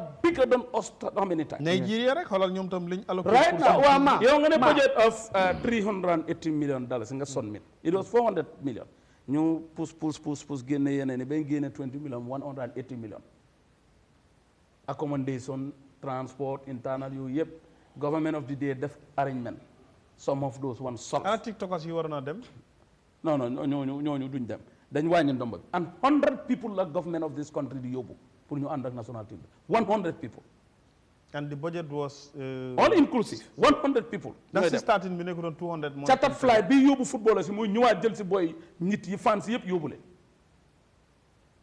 look at that caliber of respect ak honor bu government jox and people were Gambians am nañu doon xalaat ne sax fans yi dañ leen war a dugal ci boos yi pour ñu dem you know chartered flight bu yóbbu footballers si mooy ñëw jël si waat booy yi moo leen di yóbbu mooy yóbbu fans yi yëpp waaw Bojang ñëw so fu ma daanale léegi increment bi from $2,500 each now is $5,000 each 100% increasement nga ñëw di ma laaj seen match qualification bonus my brother is this reasonable qualification bonus boobu noonu lu tax ñu diggaat seen tànk lu tax booy yi ñëwuñ booy yi amuñ contrôle seen boppa booy li ma la wax mooy football ku ko understand nga xam ne su coach bi ne hey jaar leen nii dañoo jaar foofu. The coach bi was making himself innocent. waaw because moom dafa ñëw si field waxuma la coach bi they have a team manager. As a team manager that's different from the coach. The technicians are the one there. Technicians ñoom ñooy wax hey bu la ñuy yab génne la ngeen dem football. kan mooy this team is manager my bi? training. Team manager It's only training la training. Not competition, so training. And the fans for are your there. country, for your country. léegi nga laajte $38 million $38 million président Barrow step na in mu joxe directive ñu fay $38 million to who? But this is Look at those old frustrations. Ma'am, this is where I am coming in. That is where President Barrow, all Gambians blame him. Dëkk bi maslaha ak façon ñaaka jël action yi ñooy tax waxuñ mu nekk dictator. Waaye ma'am, let's be reasonable. Yeah, lii lañ nekk di spend on you. You have to perform. Because the number one priority of the president of the country is to safeguard the economy, the income, the property, the resources of the nation. Tell me, part of it is, if not whole, is coming from taxpayer money. And the number one custodian of taxpayer money is the president of the country. So if that is given to you by privilege, you don't want to perform, the president has a way to talk to you, to act, because this is not the first time. And is second, maybe a third time is coming. We don't support the president politically. Everybody knows that. But one of the reasons why we don't support it is because of some of these things. As a leader, yeneni buko de oil fall. Da ngay mëna na comme yow ya nek njit ñep waaw. Wa yeneni ñu ko bëggut tell them the reality. Wayi lan la ci borom man Bojang. Of course amna lim ci mun. No, why ma in this case? Amna lim ci mun ma ñew. First tay su baña joxe xaliss bi. De wama ñaaka jox xaliss. Loolu la ma ne suñ baña génné xaliss bi ngir xol rek ñi koy saytu defuñ leen war. At the end of the day Gambia la. Gambian si li ñuy gis rek mooy ne nguur ñoo war a def te defuñ. loolu laa nekk di wax. waaw xam nga fu mu ne nii su ne li ñoo wax yëpp noonu la. nguur bi def na lu mu war a def. you cannot blame the nguur. kon ñu nekk diggante nguur bi ak footballer yi ñooñu tamit war nañ def lu ñu war a def. te président bi. ñooñu independent body lañ muy GFF. There is nothing like independent body as far as the presidency and government. No, as far as Gambia is concerned. No, in football. Because, no. In football, it happened. Hey, I understand. Gis na Yahya Jammeh. Halela, why gis na time Yahya Jammeh guy you ban Gambia. I understand that. But for the mujhe, hey, you have to act because yes, you have to implant. Just to give he implants someone that he want to implant. This is it. That is this cover of today. Yes. So you can also see then, hey. I want somebody of my and Kaba is serving his third term, you know. Last time why third term in office. Third term in office. This is what I'm saying. Serving, yeah. We have seen the president. Kebe, is it free from Latukunda? Mustafa Kebe. All right. Just nine fee Kababa Sidikinte from Soma. We have heard stories of that. So we are not saying, for example, but what if I then Yobule mile to Ayoino. No. Why you have to see, okay, B, the important. Sports is an integral part of our economy, of our government, of our country. You as a leader, nekune nit ki dafa joge NPP. Why at least da nga wara am nit nga xamne daf lay mëna déglu té dafa pousse agenda dëkk bi. Nekune sa dafa bëgg sa NPP, dafa bëgg dëkk bi. You as a president, you have the doole bobu non xol nak ngay mëna dugalé sa loxo ak sa xam-xam ak lu ne gis ne da nga am nit nga xam ne dëgg bëgg na dëkk bi. These are not the only people that are in this country that can the likes of Kaba are denying ne ñom No, we are not saying example they are doing anything, but if you are there and what we expect, what the Gambia expects, after giving you all the money, we are not seeing it. Come on, what do you expect us to say? Xam nga in this case ñom sa mun na am defuñu waaye xam nga lu tax foog nga blame leen. They are the one that is responsible of the national team. National team bi biñ leen signalé lii te ñoom ñu ne threat la dañ leen threat depuis si campaign bi in Saudi. But let me just tell you, they send match campaign bonus, campaign allowance bi, match bonus bi, yëpp government fay na leen. Ban penny dese luñ leen ko. Ban penny. ci waajtaay bi ñu nekk nii 1 penny dese luñ leen ko. Kenn mënu fi génne mu ne dañ leen desal $1. While li ma explain mooy in a situation like this is ndax Gambia government wala ministre bi mosuma gis démba honorable fu mu égee fu mu meree ba gémmiñ bi di génn furi démb laa ko gis ndax they did deserve that from all this treatment VIP treatment that they are doing to the national team and not the team alone the entire team bi dem yëpp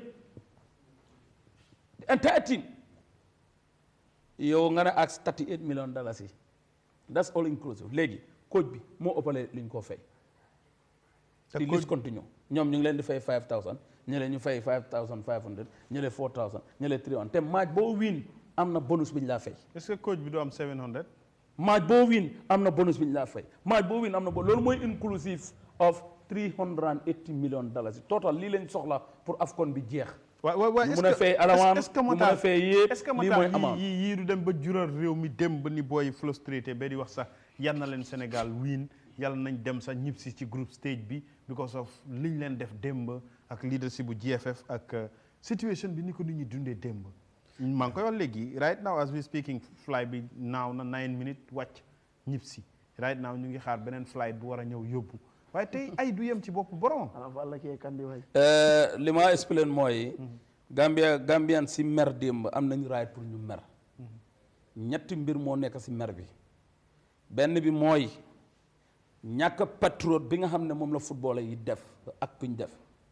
disrespect bi ñu disrespect fans disrespect bi ñu disrespect government bi ak even the sponsors ñi nga xam ne yaa ngi dégg private sector si indi government parastatals ñoom ñëpp ñu ngi collecte ñu ngi dajale xaalis tey rek KMC sax génne nañ xaalis joxe ñu ngi dajale xaalis di ko dugal $100,000 understand nga li ma wax loolu mooy benn ñaareel bi si tegu mooy nit ñi dañ fa indu bi guddi di toog di aar fan football yi pour gis leen ñetteel bi nit ñi fay seen xaalis maam ji bi billaay ticket 500 300 200 gis nga gis ticket issue bi lu tax gaay fay ko xam nga stadium bi the amount of money that they invest in stadium bi dafa bari it's too much te sport dafa expensive soo ko am na nooy defee free contrôle loo ko stadium bi démba su feesoon into capacity lan bi what are you going to expect problème daf doon dañoo yaaxa stadium bi and we invest almost $160 million te démba am na ñoo xam ne dañ xëcc toog yi ñu toog buddi pare pour buddi ko mënuñ ko buddi ndox yu nit ñi jand ñu ko use ko sànni biñ ñëwee ba si biti nag xam ne am nañ advantage pour mun a toj weer yi ñu jël xeer di ko dóor pour mu toj. waaw parce que booy just pour wane réaction booy ñoom li ñu doon wax mooy na leen GFF refund seen xaalis yi. waaw léegi su fekkoon ne dañ ko defoon free of charge. stadium bi fees up to capacity. in that situation fan la Gambie jëm.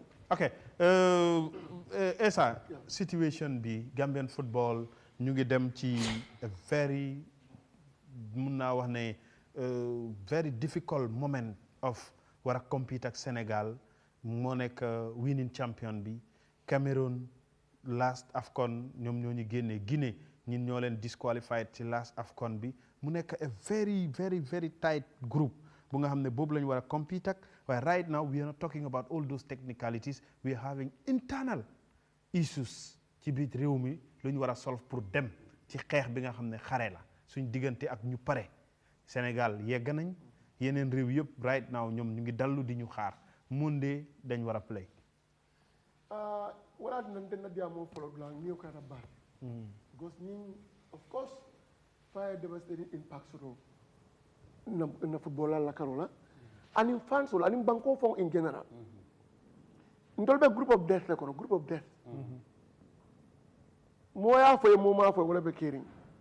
Gambia footballer Benjamin at our level, in our footballing capacity at our level, and the level of those countries me alon ko ni wala be the same zone to yato ning ala yake fom findira o groupe ko no to nyanda gaji galama ko la mo bele not only play al damma hani talabo be mesira bu ko na wirdo la nyanda tan la ngaji but nim bitawo ko no we should be prepared fully psychologically mentally physically everything morally we should not be depressed in one aspect of this form. And that is the situation that we are. So I come to tell ndolla amanda ni bita kan kelo la kongo bela folo wala ini ibra kala do le kala kala do bay ini yo fata ifayo fata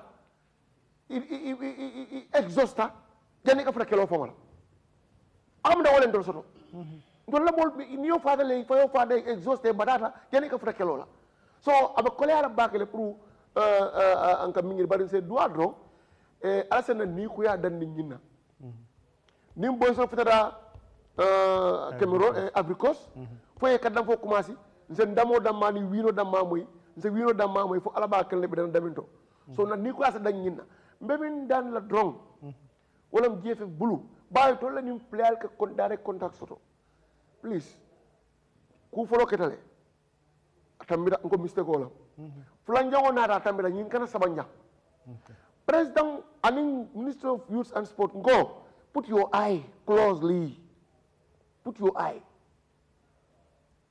go iko toto na kono fo be mu jumalde amanke man sadi mo tata man ko lewala fo de GFF wo national team wo abe mu banko la kan bi jola mbar ni banko wala his excellency president Adam Barrow ajuma la man sport la kon wala minister of youth and sport wala bu bakhari baji woto al canal dabo GFF la koto ala nyaalo kan ali korosi in fact you know use your SIS to infiltrate to know exactly what is happening internally put close eye na jet la pon ke dissolve yes, and you banned for 2 years or 1 year. But after AFCON, we don't want a replica of after AFCON, you want to qualify round World Cup. That's what I'm saying. Why we regulate the situation once and for all. We move on. We cannot continue this. Senegal tam dundon nañ ko challenges you make boyanka mi fo ñu ne ñenta hormone bu ñadi la na taxpayer lal ñenta na hormone bu ñadi la na fanso lal min ka bata nga kay ni ko endi ñu ne kan te campagne na ta ko man sa ko la ñu dama te wala waya no demba li ngay wax ni esa li ngay wax man ñu ne ñaajo gi la na fanso ñaato li ngay wax ni demba li koy deugal love that they have for the team demba li koy deugal man dama yërëmoon fans club the Scorpion fans club bi ak Smiling Coast fans club bi because more than 3 to 4 hours Bojang ñi ñu ngi taxaw di tàccu di fecc di tëgg sabar o baby they were dying yesterday anu jela bi only support and wala o me wala fa ma ke gambe dingol ade fa do le fisara wol no jela bi la even the main sponsor he come and the main sponsor and ko private sector partnership in sport mama dia ay nanan ala la group kana ka 20 million dundi ka pare ka sponsor ka pare ka fidinde fana pour mo ya it's all over say you is correct nga Mohamed lo ne de he's a no-nonsense man. He's well-disciplined person. And he cannot work with indisciplined people. I know him. Why he succeeded in his business? Because of discipline. Now, Joko, hormone in Buyata Kokona fan bakla. He will take back shit. I know him. I worked with him for more than 10 years. You understand? So, Nia just succeeded for the discipline.